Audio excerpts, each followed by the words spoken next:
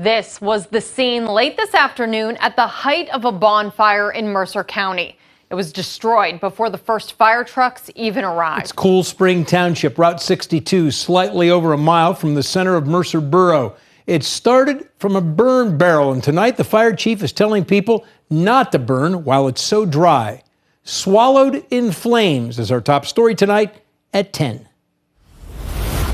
Firefighters late this afternoon worked their way around the burn barrel that caused the fire, standing idly between a storage building and the now destroyed barn.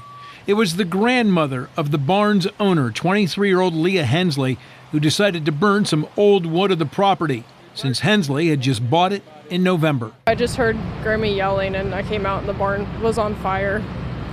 So Grammy was yelling? She was yelling, yeah. I was inside and I heard her yelling, and I came out and the barn was completely smoking and in flames. This was a picture before firefighters arrived and the barn was still standing, but it didn't take long before the whole thing was gone. Most of it had already caught when I got there, and within 3 minutes it was swallowed in flames. The fire started around 4:45. By the time we arrived at 5:30, all the volunteer fire departments had it out. An aerial truck left to hose down the hot spots.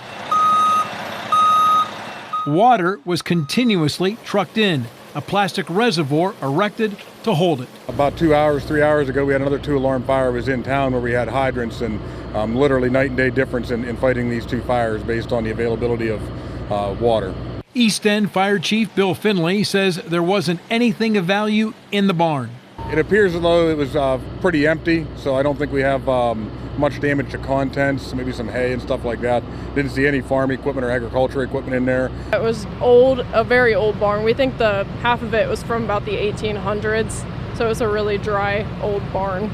And one last piece of advice from the fire chief. This time of year, especially with as dry as it is this week, please try to refrain from burning until we get some rain.